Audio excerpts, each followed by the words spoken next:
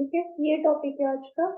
Moment of inertia निकालना है, completely whole हो सिलेंडर, ये चीज देखनी है जरूरी। कंप्लीटली होल हो, ये देखिए, हो सकता है सिलेंडर कुछ हद तक भरा हो, या सिलेंडर के आसपास हमने कोई सॉलिड सिलेंडर या ऐसा सिलेंडर ले लिया जिसमें मटेरियल है, तो उसका मोमेंट ऑफ इनर्शिया निकल के अलग है।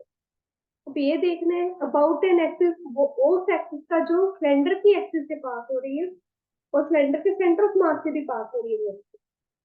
यानी कि मेरे पास एक खाली सिलेंडर है, सिलेंडर इसके अंदर कोई भी मटेरियल नहीं है, तो जो मास है वो कहाँ पर आएगा?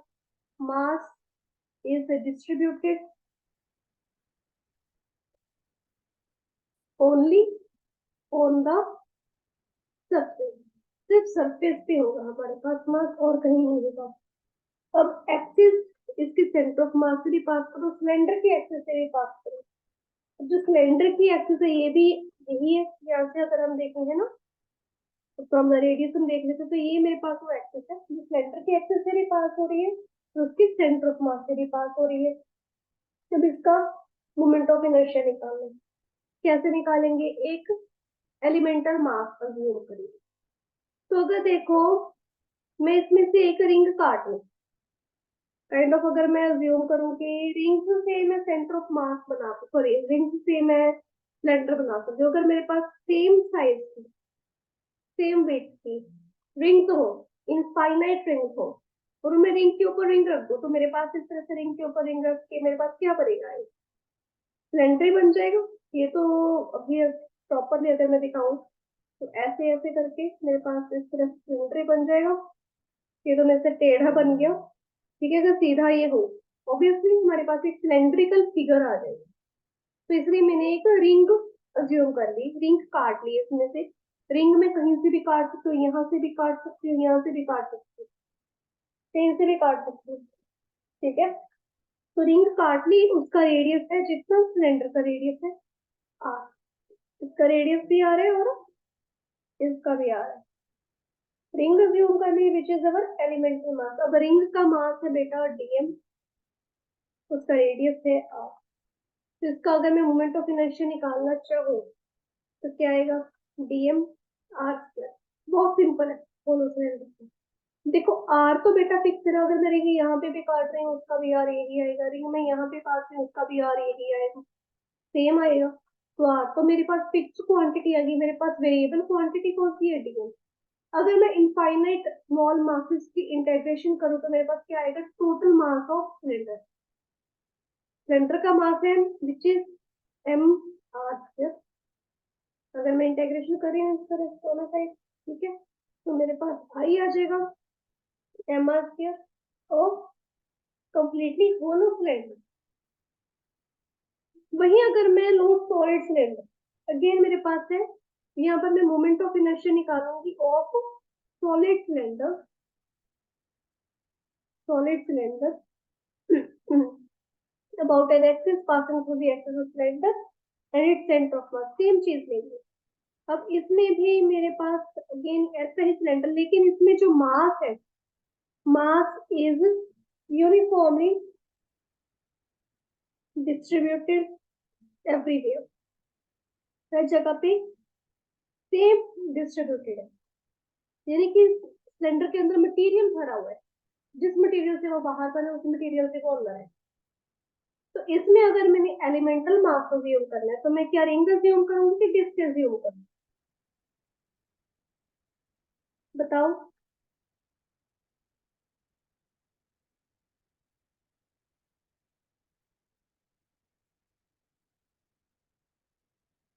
देखो इसके अंदर भी मटेरियल भरा हुआ है ना, इसके अंदर भी सेम मटेरियल है। जो डिस्क होती है उसके अंदर भी मटेरियल होता है, जो रिंग होती है उसके अंदर का हिस्सा खाली होता है। अगर मैं रिंग के साथ बनाना चाहूँ, तो मेरे पास होलो सिलेंडर बनेगा। अगर मैं डिस्क के ऊपर डिस्क रखूंगी, मेरे पास सॉलिड सिलेंडर बनेगा। तो इसके अंदर मैं एक डिस्क कंज्यूम करूंगी।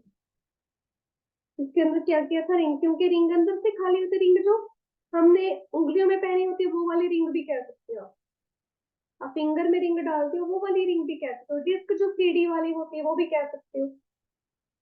टेढ़ी वाले तो अंदर से पूरी भरी होती है ना, सिर्फ एक सेंटर से थोड़ी सी खाली होती है सर्कुलर से, ताकि उसको सीटी ड्राइव में हम डाल सकें।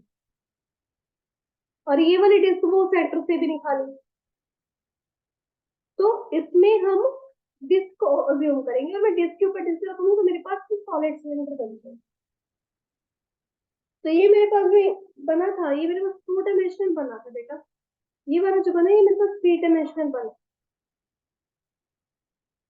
नाउ वन मोर थिंग, जो रिंग ली थी मैंने, रिंग का moment of inertia mr square होता है, यू शुड रिमेम्बर दिस। और डिस्क का मोमेंट ऑफ इनर्शिया क्या होता है, mr स्क्वायर बाय 2। ये चीज याद रखनी फिर केस में काम आएगी। तो जब मैं यहाँ पर जो एलिमेंटल मास लिए है, डिस्क ली है, उसका मास है dm, रेडियस है r, सिलेंडर का रेडियस मास है m, तो उसमें अगर मैं डिस्क का मोमेंट ऑफ इनर्शिया निकालूंगी तो मेरे पास है dm r स्क्वायर अपॉन 4, क्योंकि मैं डिस्क ले रही हूँ यहाँ पे। उसके अकॉर्डिंग उसका जो मोमेंट ऑफ इनर्शिया मुझे ऑलरेडी जिसकी नॉलेज है मैं वही उठाऊंगी। फिर आप इसको बड़े मेथड से भी कर सकते हो कि पहले डिस्क का निकालो, जैसे हमने पहले निकाला था मोमेंट ऑफ इनर्शिया, फिर उसमें कह दो कि हाँ जी ये तो इनफाइनाइट डिस्क सॉलिड सिलेंडर बना, तो वैसे भी आप कर सकते हो। तो क्यों इतना लंबा चौड़ा करना, हमें कौन सी डेरिवेशन आनी है एग्जाम में। अगर आ भी गई तो आप डायरेक्टली कह सकते हो ना कि डिस्क का आपको पता है कि मोमेंट ऑफ इनर्शिया कैसे निकाला है, पहले हमने सॉल्व किया हुआ है। तो वो मोमेंट ऑफ इनर्शिया का सारा स्टेप भी आप डाल सकते हो, और उससे आप ये भी निकाल सकते हो। कैसे निकाला था हमने डिस्क का, डिस्क सॉरी 2D है मेरे पास, 3D कह दिया, 2D है मेरे पास डिस्क। सॉलिड सिलेंडर 3D है पर डिस्क 2D है, तो उसमें मैंने सिग्मा लिया था, एरिया निकाल लिया था, सर्कुलर एरिया निकाल लिया था, 2 पाई r करके कर लिया था, स्मॉल एरिया करके, सेम वो चीज हो जाएगी। ठीक है, तो अब अगेन डीएम का मैं इंटेग्रेट करूंगी, मेरे पास एम आ जाएगा, आर तो फिक्स है, डिस्क कहीं से भी काटो आर की वैल्यू नहीं चेंज होगी। ठीक है, तो मेरे पास क्या आ जाएगा, एम आर स्क्वायर अपॉन 2। तो होलो सिलेंडर का और रिंग का मोमेंट ऑफ इनर्शिया जब एक्सिस सेंटर ऑफ मास से पास करिए सेम होगा। सॉलिड सिलेंडर का मोमेंट ऑफ इनर्शिया जब एक्सिस सेंटर ऑफ मास से पास हो रही है, यानी कि ये और यहाँ से मोमेंट ऑफ इनर्शिया इसका निकालना है। ठीक है, इसका मोमेंट ऑफ इनर्शिया सेम होगा विद द डिस्क। ठीक है, क्लियर हुआ कि नहीं।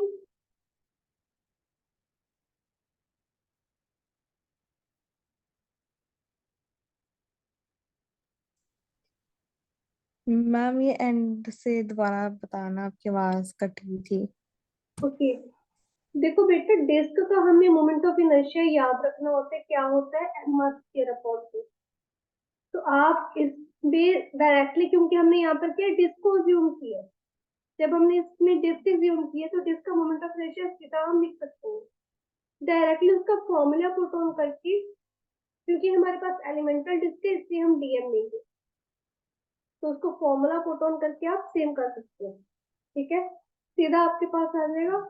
इफ अगर आपको वहां पर याद नहीं आ रहा तो डिस्क का हमने मोमेंट ऑफ इनर्शिया पता है कैसे निकालना है, आप वैसे भी सॉल्व करके लिख सकते हैं। ठीक है,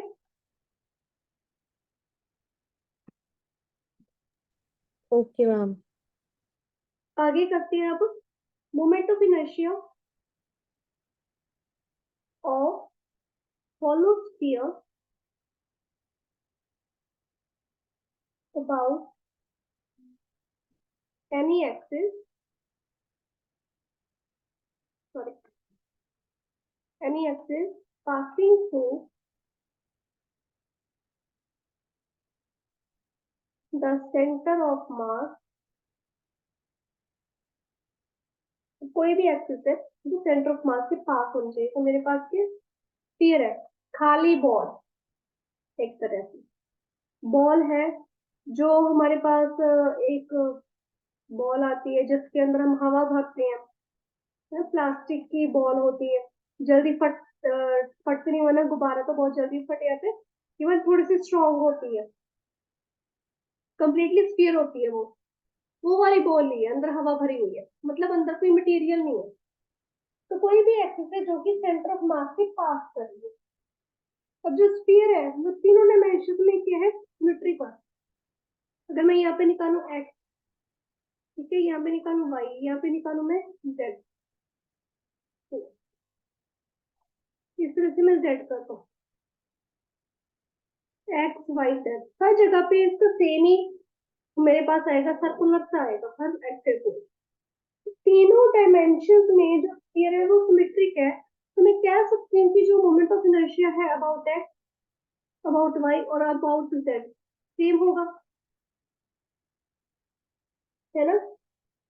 तो मैं क्या करूंगी, मैं अबाउट एक्स करूंगी इसको सॉल्व। अबाउट एक्स कैसे सॉल्व करूंगी, मैं यहाँ पर एक छोटा सा मास अज्यूम कर रही हूँ। मैं एक बार इसको दोबारा ड्रॉ कर लेती हूँ, थोड़ा इजी हो जाएगा मुझे सॉल्व करना। गंदा सा बन गया है, पहले मेरी ड्राइंग बहुत अच्छी है कि मेरे पास एक स्फीयर है, ठीक है, और ये इसका यहाँ पर बेटा बिल्कुल बीच में सेंटर ऑफ मास है, ओरिजिन भी यहीं पे इसका और यहीं पे इसका सेंटर ऑफ मास है, ठीक है। और ये मेरे पास इस तरह से एक्सेस आ रही है। यहाँ पर मैंने एक छोटा सा मास डीएम अज्यूम कर लिया, पेन चेंज ही कर लेते हैं। यहाँ पर मैंने डीएम अज्यूम कर लिया, छोटा सा मास जिसका लेंथ है फ्रॉम द सेंटर और from the centre of mass r, यानी कि एक तरह से रेडियस आ गया। अब ये जो डीएम मास है ना, एक्स वाई जेड, इसके ये कोऑर्डिनेट, इसके 0 0 कोऑर्डिनेट, इसके एक्स वाई जेड कोऑर्डिनेट, ठीक है। अब मैं इसको अबाउट एक्सिस एक्सिस ले रही हूँ तो बाकी के जीरो हो गए, ठीक है।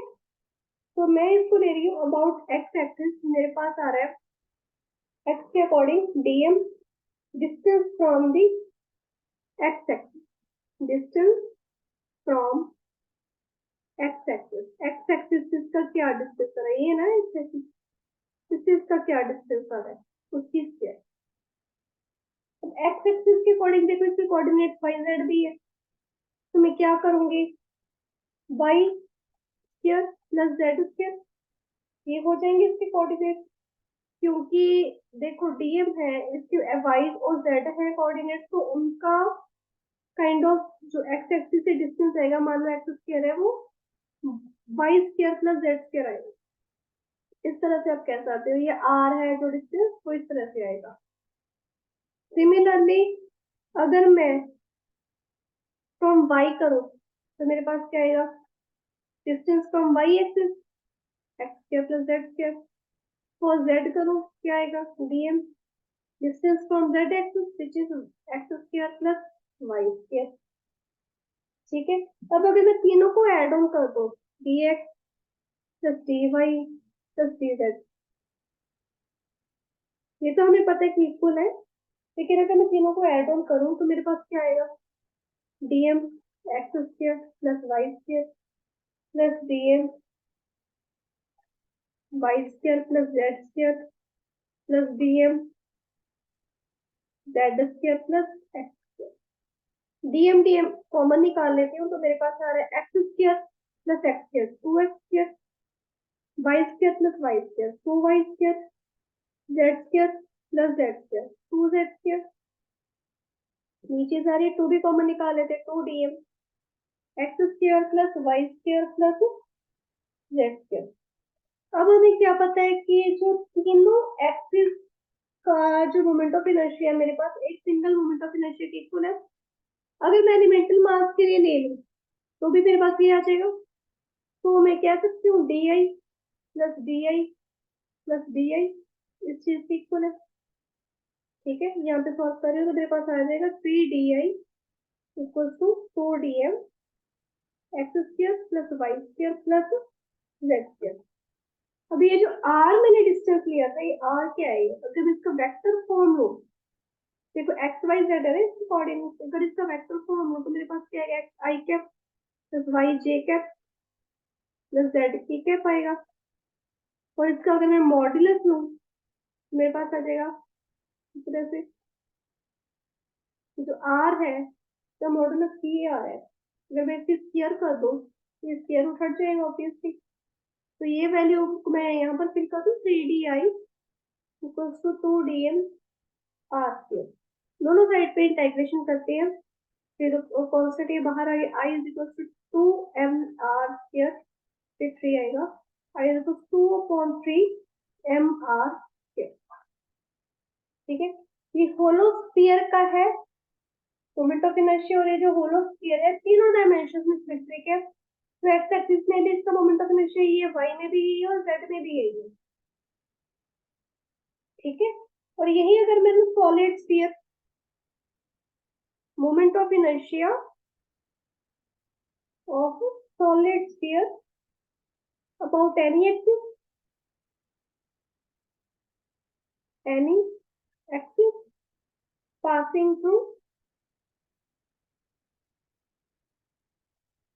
center of mass। तो मेरे पास ये एक सॉलिड स्फीयर है, यानी कि इसके अंदर मटेरियल भरा हुआ है। ठीक है, एक तरह से क्रिकेट की बॉल ले लो, अंदर से मटेरियल भरा हुआ है।